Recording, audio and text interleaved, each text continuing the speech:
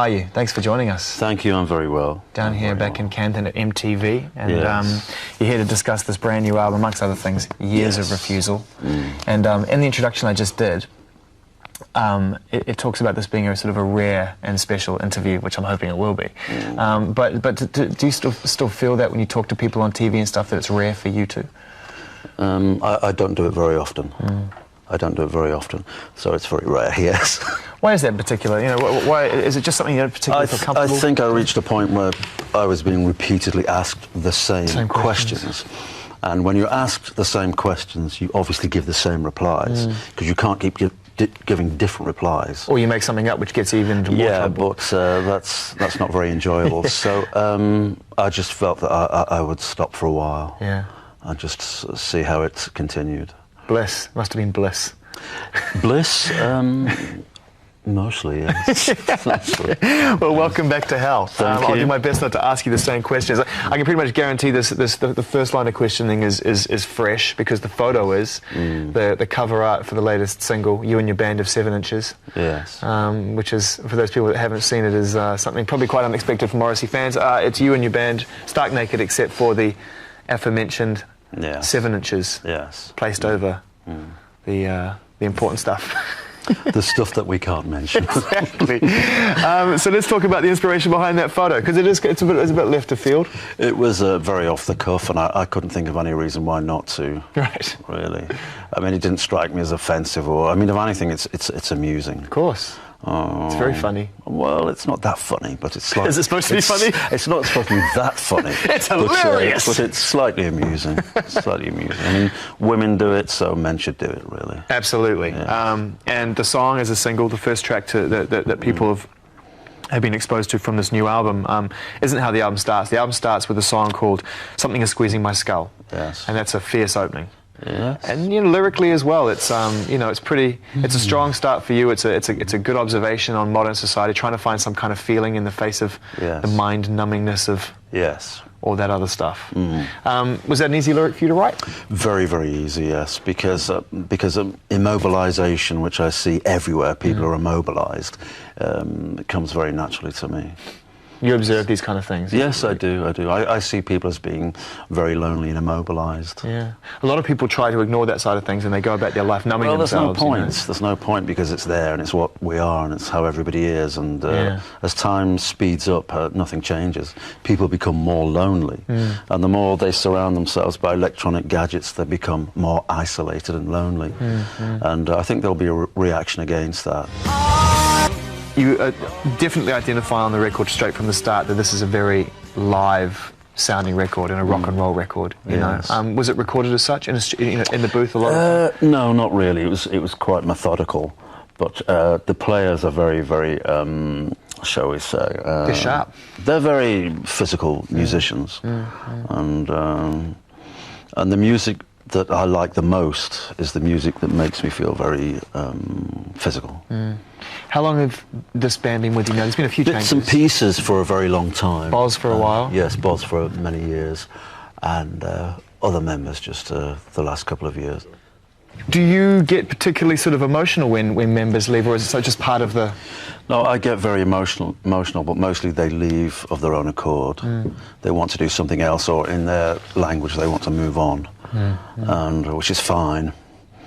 But no, I do feel quite sad, because the musicians are handpicked, really. They're not just anybody who turns up to play. Of course. So it's also been a very important part of your life since the Smiths, and even though you've presented yourself out there as an individual artist, you've always had that band behind you, and you've always in photos presented yourself a lot of the time as a gang still. Yes, that's very, very true. And that's the way I prefer it, to be honest. I didn't ever intend on being a solo artist. I had the situation thrust upon me, and but for the most part I do like the band mentality. As you say, back in the day, just to, not to reflect so early on the interview, but to cast your mind back to that moment when you decided you wanted to pursue music, but really it had to be as a solo artist. Was it just a case of not having the time to find a band, or being burnt out post-Smiths? Well, the Smiths ended against my wishes. So suddenly I was solo, and I was contractually signed to EMI here and Warner's in the US, so I had to fulfill that contract. So in a sense I had no choice, but all for the best. Yeah, of course. It's worked out in the end. It was simply fate, and it almost had nothing to do with me. And do you believe in that? Do you believe in fate? Oh yes, I do. Yes, I do. When it comes to handpicking the musicians, as you put it, choosing the players. Yes. Say, so Jesse Tobias comes and. Yes. Does he audition for you? How does it work? He didn't audition. No. But the point is that I couldn't simply play with session musicians or people whom I didn't like. That's more to the point. So you know what he's done before, and you personally go to him, or he's recommended? No, I know what he did before, and it didn't really matter. It didn't really matter. I simply liked him, and he fitted in very, very well. Yeah, you get the impression with the band as well is that when they talk about your music and they talk about the records they make and everything else, it's obviously with a lot of passion and a lot of enthusiasm because they're involved in it. Yes. But they're protective of you as well, aren't they? I mean, there really is a sense of like, yes, there is. You are their charge. Well, I think so, and I think it's because I'm criticised greatly, and this angers them enormously, and it confuses them as well, so they become more protective. You know, you're so quotable, and that's, I think, a big part of why people decide that it's better to have Morrissey in the press against his wishes or against perhaps what he said than otherwise. This love-hate relationship with all this, or is it just hate-hate? I think for the most part it's hate-hate, really. It must surprise you to this day, though, given that I've met you several times and I would never profess to know you well, but my experience with you has always been pleasurable talking to you, and I've always enjoyed your music. That's all that matters to me. Yes. Yet somehow people find this other side of you and write about it. I think it's because I have an audience that's very, very dedicated, and that really annoys a lot of people. They don't like it. Because it's the criticism of envy, if you like, because they know you're going to run and run, and even if you stop making music, your name will always be mentioned somehow. So it's as regrettably, it's jealousy. That must be a great fear of yours, that one day if you do decide to stop making music, that's not going to stop. The writing's not going to stop. I don't think it will stop. How do you get this performance out of your band? You talk about them being physical players, but when it comes to capturing that on record, that's not easy. It's much easier in front of a tangible crowd where energy's in the room. It's harder in a studio. Do you motivate them in the studio? Do you leave them up to their own devices? How's the relationship? I think the motivation is the actual songs, and that's where everything begins. I mean, if the songs are useless, I don't think anybody can play them with any degree of gusto and enthusiasm. So the songs are always very strong, and that's how everything begins. Yeah. The songs were written by Boz, Bora, Elaine White. Jesse Tobias wrote a few as well. Yes. So these three individuals have brought music to you. You've obviously contributed your lyrics and collaborated with them. Is it a collaboration musically too, or do you leave them to their own studios to do it? Not entirely, but I'm a non-musician, but I have very strong ideas of how things should be. You've never been tempted throughout the years to kind of learn more about music? You've always been more of a lyrical... I don't want to be a musician, no. I was only ever interested in the singing voice, and this captivated me, and it still does, and I think something extraordinary happens to people when they sing. Something that happens to them that in any other moment of their life doesn't occur.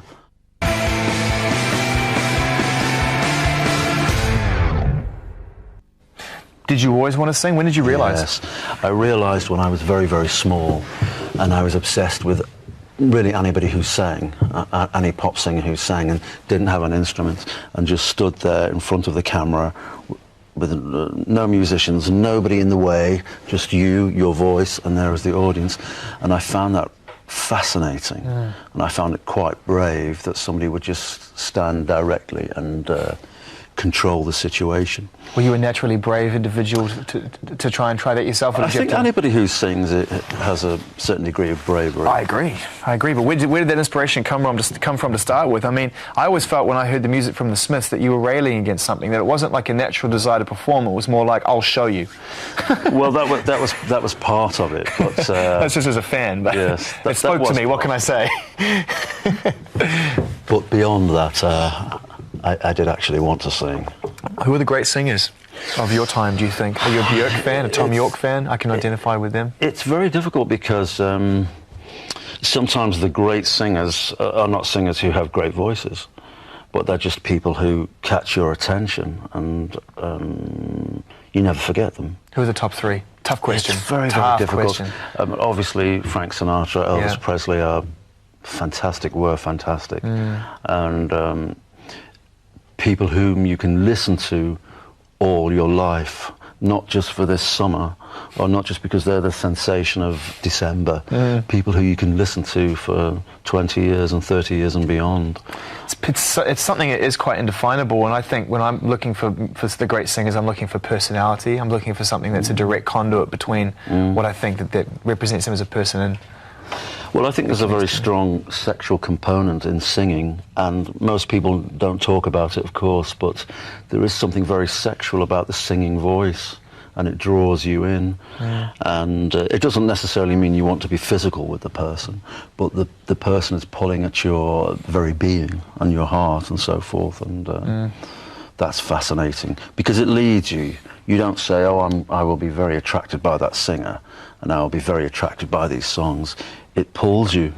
What about you when it comes to your part to play in this new album, Years of Refusal? Some of the most passionate singing, I think, for some time. For me, since Quarry, I think, you know, you've been back in that place. And, you know, do you find it easy when you're recording the vocals? And we'll get to Jerry, the late, great Jerry Finn, in a minute, but to put yourself in a position to get that kind of performance out of you? I find it very easy.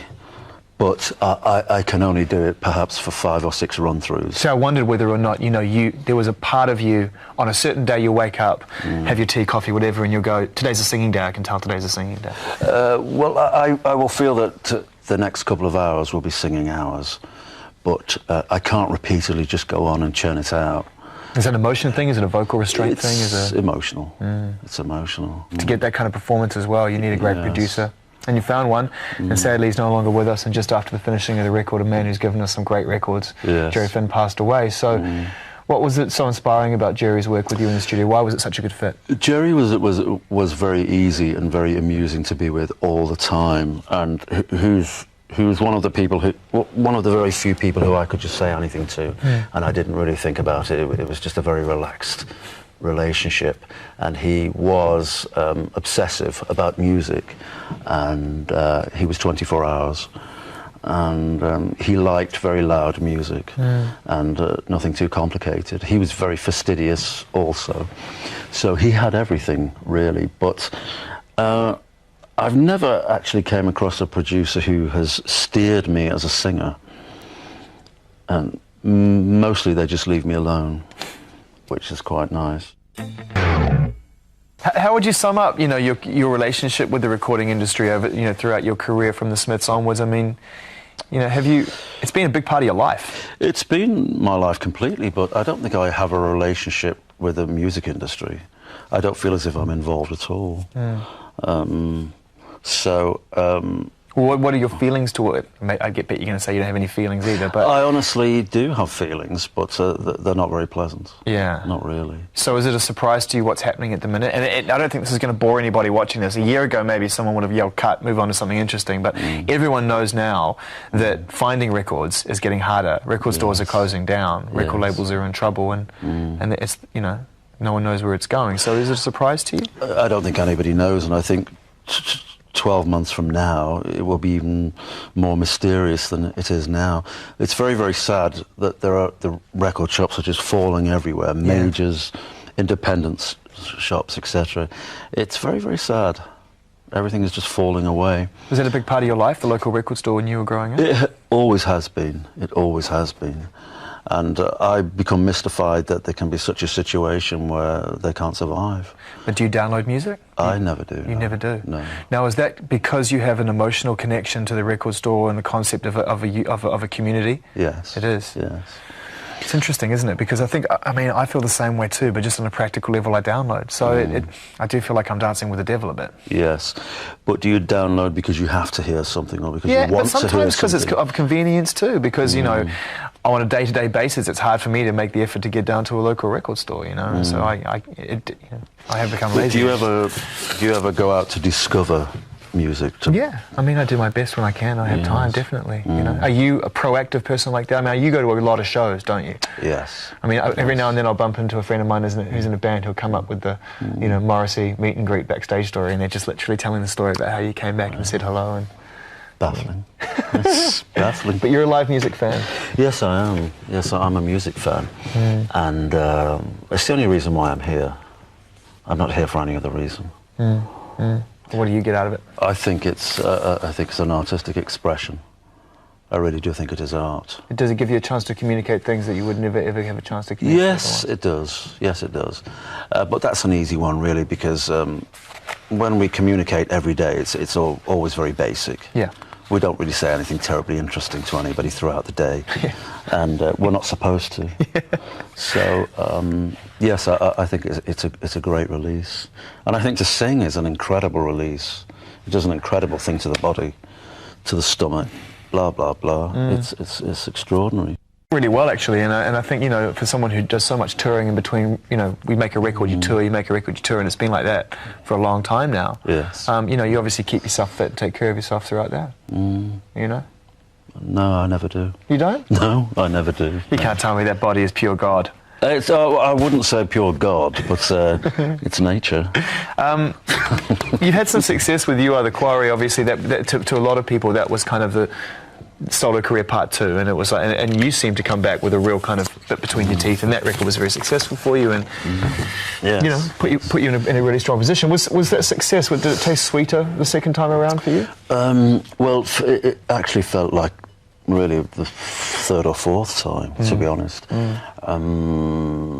it was the same. It didn't taste any different. No, I didn't notice anything different, to be honest. To be quite frank, rather. I didn't notice anything different. Do you notice the details, though, that go with releasing records and touring? I mean, in terms of things not working out, obviously you took umbrage to the way the Greatest Hits was dealt with, but are you very business-orientated when it comes to your stuff? I think I'm very practical, but I'm not a businessman, no, not to any degree. But I'm reasonably intelligent, and I know how things should go, and I understand why things fail when they do. So I think I have a very objective view of most things. You're back out on the road soon. I noticed back out in the United States of America. Yes. And it sort of feels like you never stopped touring. It seems that way sometimes. I mean, often I see the dates from the last few years, and they're just extraordinary. Yeah. Does it feel like that at the time sometimes, or is it just... Yes. Sometimes you can become a bit scrambled, and you're not really quite sure where you are. Yeah, I bet. And that's the best feeling. Do you ever get the names of the places wrong? No, I never have, but it's been reported on a couple of occasions that I did. But no. But it's not. No, certainly it's not. No, I mean, you don't become that punch drunk that you're not aware which city you're in. Yeah. I think you'd have to be quite far gone. Yeah. Really. Yeah. What do you get out of touring? Is it something that you still feel comfortable doing, or do you feel that in a way you're programmed to do it? I'm not programmed to do anything. The touring is freedom, because the stage is freedom, and it's yours, and nobody can interfere, and nobody will come along and try and chop you up or cut you off. So it's complete freedom, and that's very rare. What comes with that, though, is it is quite a grueling lifestyle, and you said you're sort of in between. Well, the travel is terrible. The travel is very grueling, but it has to be done, really. And the further you travel, if you reach people, it's very invigorating, and it's very satisfying, and it's a great memory for the rest of your life. Yeah, God, yeah. I mean, you must have travelled the world pretty much. Backwards. So, when it comes to performing live, obviously you have a lot of songs to choose from that you've recorded throughout your solo career. You also, you know, throw in some fantastic throw-ins, a little bit sort of curses in it, but you perform some Smith songs, which are real highlights for people too. How do you choose those? Do you have is it a smaller selection of songs than people would imagine that you can pull out? No, it's very vast, but I just sing the songs which make me happiest. It's that simple. I don't sing anything because I think people might want to hear it. That's quite ludicrous, isn't it? No, well, not necessarily, because you'd like to think people who are fans of yours would like everything. I know. No, I was just toying then. But you took the bait. What are we now, like 25 minutes into this, and now you're starting to play with me? You should have done it 2 minutes in. I'm in the swing of it. I'm ready to go. Off we go. Off we go. It's never going to leave you behind, this whole, the concept of a Smiths reunion. Fans are never going to let it die completely. Would you prefer it if they did? Well, it confuses me. I don't really know why people go on about it. Are you serious? Because the band means so much to people. Yes, but I think most of the reasoning is simply wanting something that isn't there, and if it existed now, people might not care. I think a lot of people never got a chance to see you perform those songs live. No. And also, you know, the Smiths are a very successful band, but never played on the scale that you probably could now if you reunited. No. The Smiths didn't really tour that much, really. In England, yes, and twice in America, but not generally, not worldwide. I mean, that's a big reason in itself as to why people are calling this for this. But it was of its time. Is it left to youth, do you think? Could you even identify with that? I mean, you sing these songs with great passion, these ones in your own set. Yes. So obviously these words still, you can identify with the words you wrote as a young man. Well, I think the songs are very, very strong. The Smith songs are very, very strong, so that makes them... Have you that, how do I word this without getting myself in trouble? Is a part of you that gets a kick out of saying no? No. No, it's just not my life. It's not my life now. So why would I make it my life? The offers must be ridiculous. They're very impressive. Yeah, very impressive. I bet. I bet. I mean, it's you guys and the Roses.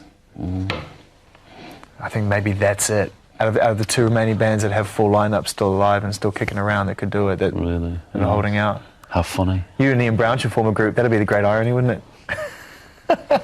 No. From my point of view, because I'd love to see it, but I know why you don't do it, and I respect the fact that you don't, because I do think some things should be better left to their time and their place. Yes. But as I say, it's simply another time, and it isn't now. And as I continue, why would I bother? But this is the question. Are you going to continue?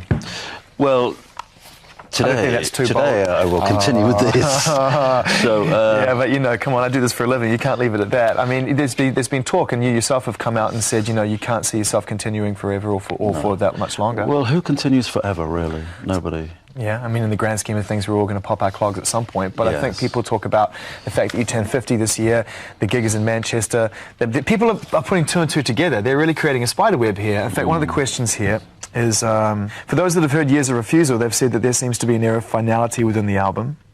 Stop, would you agree with that before we move on? I would say so, yeah. The last date of the UK tour is at the Brixton Academy, the same venue where the Smiths played their last UK date. How do you feel about this? See what people... Pure coincidence. Really? Pure coincidence, yes, yes. There's not really that many places in London that you can actually play, so you end up in the same places. Really. That's very true. You can't argue with the logic behind that. Will it be something as carefully planned out and as grandiose if you do decide to stop performing, or will you just go? As carefully planned out. Well, you know, as saying, okay, that's a nice way to tie it up, to do it at Brixton with the Smiths. But, you know, would you think it through in that way, or would you just end it? Well, I don't think anybody realised that was the last Smiths night. Nobody knew. No, but I'm saying, with the benefit of hindsight, if you were to stop performing now as a solo artist, would you ever put too much thought into it, or would you Not really. No, not really. So you haven't even answered my question, which is magnificent. So you didn't fail that much as a journalist. But let me try and make this real simple, and then you can duck and dive as you see fit. You don't have to make it that simple. Are you going to quit? Yeah, definitely one day. Yes. Yes. Because you've been very busy, and you've released a lot of records in a short period of time, which has been great for fans. But some would also look into it as possibly a chance for you to. Well, I'm very surprised at how much time has passed. That has really surprised me. It suddenly seems like a very long time, and I don't quite know how that happened. But certainly, time has leapt on.